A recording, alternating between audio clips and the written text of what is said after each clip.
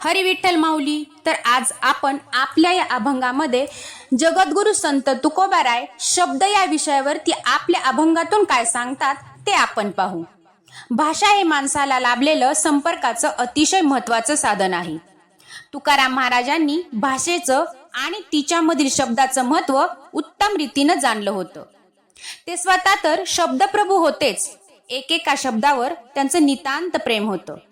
तर शब्दाचा गौरव करताना ते म्हणतात, आम्हा घरी धन शब्दाचीच रत्ने, आम्हा घरी धन शब्दाचीच रत्ने, शब्दाचीच शस्त्रे यत्न करू, शब्दाची आमुच्या जीवाचे जीवन, शब्दाची आमुच्या जीवाचे जीवन, शब्दे वाटू धन जन लोका, तुका म्हणे पहा शब्दची हा देव, तुका म्हणे पहा शब्दची हा देव, शब्देची गौरव पूजा करू.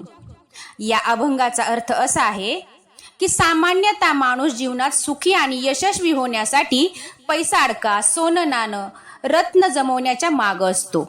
तर तुकाराम महाराजांसारखी माणसं मात्र आपलं सुख अशा भौतिक वस्तूंमध्ये शोधत नाहीत. त्यांची स्वतःची काही मूल्य असतात, दृष्टिकोन असतात.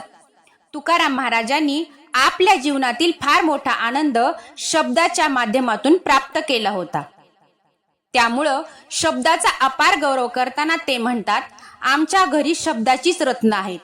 समाज व्यवस्था बदलण्यासाठी तुकाराम महाराजांना एक प्रकारचं युद्धच करावं लागलं, परंतु त्या युद्धासाठी त्यांनी शस्त्र वापरली ती शब्दाचीच. त्यांचा वापर योग्य रीतीनं करण्यासाठी त्यांनी आवश्यक ते सर्व प्रयत्न केले.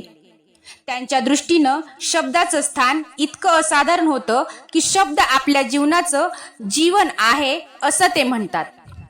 आपल्या अस्तित्वाचं खरं सत्व शब्दांमध्ये आहे, आपल्या अभंगामध्ये आहे अशी त्यांची भावना होती.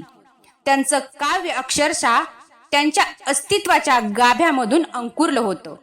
हे त्यांच्या या वचनातून व्यक्त होतं.